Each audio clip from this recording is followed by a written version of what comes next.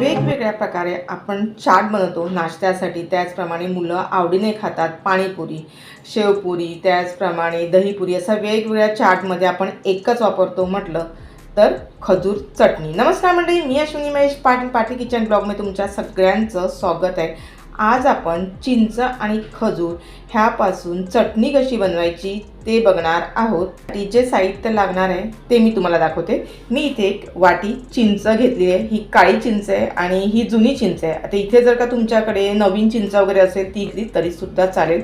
त्याचप्रमाणे इथे मी घेतलं आहे 1 वाटी खजूर. खजूरमधल्या ह्या बिया काढून घेतलेल्या आहेत. त्याचप्रमाणे 1 वाटी घेतलं आहे गूळ. आता इथे ना मी गरम पाणी केलं आहे आणि असं कटकेस आपल्याला गरम करायचं आहे. त्याच्यानंतर ह्याच्यामध्ये आपल्याला ही सर्व चिंच आहे ही घालून घ्यायची आहे. त्याचप्रमाणे इथे आपण जे गूळ घेतलेले आहेत ते सर्व आपल्याला घालून घ्यायचं आहे आणि जवळजवळ एक 15 ते 20 मिनिटांसाठी ही चिंच आणि गूळ आहे हे आपल्याला भिजत घालायचं आहे. जर का तुमच्याकडे जास्त वेळ असेल तर तुम्ही अर्धा तास भिजत घाला तरीसुद्धा चालेल.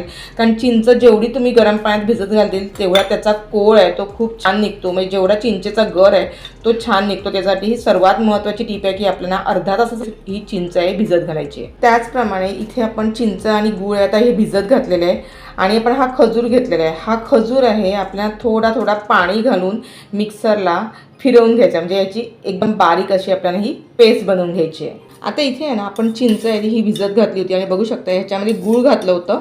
गूळसुद्धा खूप छान असं हे वितळलेलं आहे. आता इथे आपल्याला काय करायचं आहे, थोडंफार गूळ शिल्लक असेल आणि त्याचप्रमाणे इथे आपल्याला ही चिंच आहे आपण भिजत घातली होती तिचा कोळसुद्धा खूप छान निघाला आहे. आता इथे आपण हात स्वच्छ धुवून ह्या चिंचेचा कोळ आहे आपल्याला काढून घ्यायचा आहे. त्याच्यासाठी ना अशी व्यवस्थित अशी मिक्स करून घ्यायची हाताने आणि जेवढा ह्याचा चिंचेचा कोळ निघेल ह्या बघा ज्या पद्धतीने मी तुम्हाला दाखवते त्याच पद्धतीने असं दाबून असं थोडंसं चिंच घ्यायची आणि सर्व हा कोळ आहे हा चिंचेचा काढून घ्यायचा आहे. आता इथे पाण्याची आवश्यकतासुद्धा आपल्याला जास्त पडणार नाही. जेवढं मी एक पेला भरून पाणी घेतलं होतं तेवढंच आपण पाणी घेतलेलं आहे आणि तेवढ्या ह्याच्यामुळेच आपल्याला हा चिंचेचा कोळ आहे हा काढून घ्यायचा आहे. आता इथे ना हे चिंचेचं पाणी आहे हे सर्व आपल्याला गाळून घ्यायचं. याच्यामध्ये छोटे छोटे गुळाचे कण राहिले असतील ते सुद्धा हाताने फोडून घ्यायचे. आता इथे मी गाळणीच्या सहाय्याने सर्व चिंचेचं पाणी आहे हे गाळून घेते आणि गाळताना ना जेवढं पाणी आहे तेवढं मी टाकलं होतं तेवढं सर्व गाळून घ्या. ह्याच्यामध्ये अगदीच तुम्हाला लागलं की चिंचेचा अजून कोळ थोडासा निघेल तर थोडासा 1 पाव कप पाणी घाला आणि त्यानंतर चिंचेचा परत हे पाणी आहे हे गाळून घ्या. चिंच आणि खजूरची चटणी आहे ना ही 2 ते 3 महिने आरामशीर फ्रीजमध्ये टिकून राहते. त्याच्यासाठी ना चिंच जेव्हा आपण मिक्स करतो ना तेव्हा स्वच्छ हात वगैरे धुवून घ्या. आता इथे बघू शकता हे सर्व मी चिंचेचा कोळ आहे हा मी काढून घेतलेला आहे. आता अगदीच मला लागलं ना तर थोडंसं मी पाणी घालते आणि हा चिंचेचा पूर्ण कोळ आहे हा काढून घेते. इथे ना मी पाव कप पुन्हा पाणी टाकले आणि त्याच्यामध्ये चिंच मिक्स करून घेतली आणि हा पूर्ण कोळ पुन्हा काढून घेतलेला आहे. कारण ही काळी चिंच आहे, जेवढं तुम्ही पाणी घालतील तेवढा ह्याचा कोळ जास्तच निघेल. पण एकदम पातळ असा जिथपर्यंत पाणी दिसेल ना तिथपर्यंत कोळ नाही काढायचं आहे आपल्याला. जाडसरच असा चिंचेचा हा कोळ आहे हा काढून घ्यायचा आहे. तर इथे ना चिंचेचा कोळसुद्धा काढून झाला आहे. त्याचप्रमाणे इथे आपण जो खजूर आहे मिक्सरला वाटून घेतला होता त्याची बारीक अशी आपण ही पेस्ट बनवून घेतलेली आहे बघू शकता. इथे आपल्याला चिंच गूळ चटणी बनवण्यासाठी इथे आपल्याला छोटीशी फोडणी द्यायची आहे. फोडणी म्हटलं तर 1 छोटा चमचा मी जो आपण मसाल्यामध्ये वापरतो तेवढं मी ह्यामध्ये तेल घातलेलं आहे. तेलामध्ये थोडीशी आपण हिंग पावडर घालूया. त्याचप्रमाणे मी मसाला वेलची घेतली आहे ती घालते.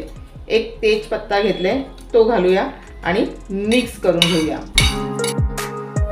आता इथे बघू शकता काही सेकंदासाठी फक्त मी मसाला वेलची त्याचप्रमाणे तेजपत्ता आणि हिंग पावडर आहे हे तेलावर परतवून घेतलेलं आहे.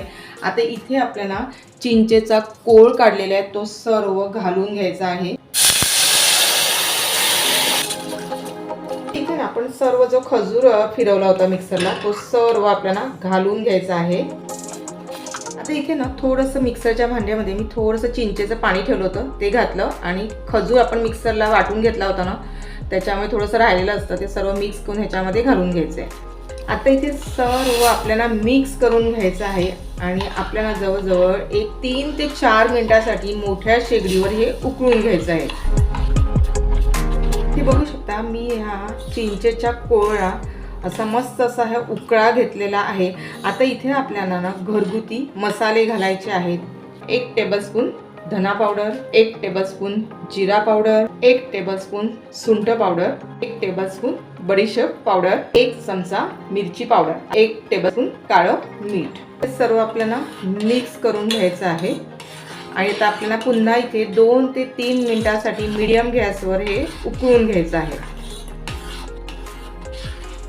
ही खजूरची चटणी बनवण्यासाठी मी तुम्हाला वाटीचं प्रमाण दाखवलेलं आहे. तुम्ही इथे जर का तुम्हाला मेजरमेंट घ्यायचं असेल तर तुम्ही 200 ग्रॅम घ्या, म्हणजे 200 ग्रॅम गूळ घ्या, 200 ग्रॅम खजूर घ्या आणि 200 ग्रॅम चिंच घ्या.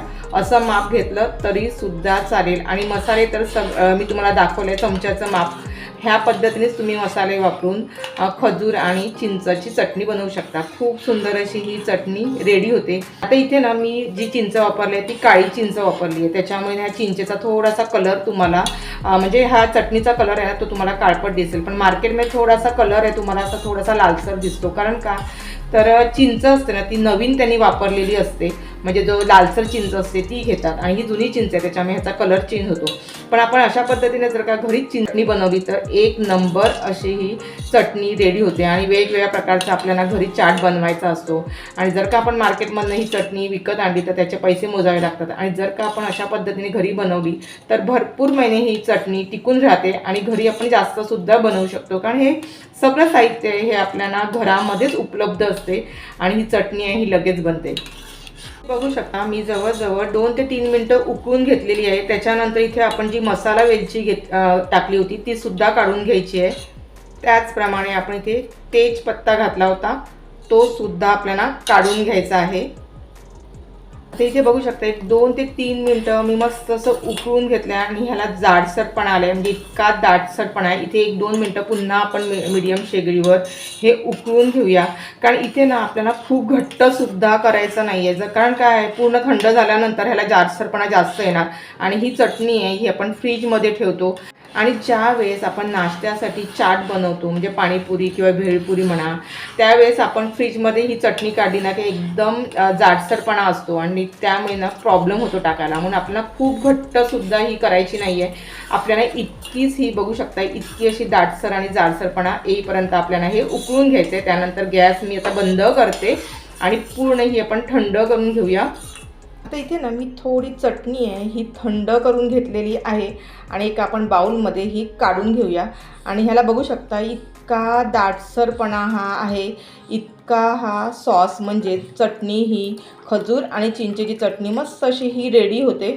आणि इथे ना मी फ्रीजमध्ये सुद्धा अजून ठेवलेली नाही आहे आणि फ्रीजमध्ये ठेवल्यानंतर ह्याला भरपूर असा जाडसरपणा येतो. त्याचप्रमाणे अजून थोडीशी थंडसुद्धा व्हायची आहे.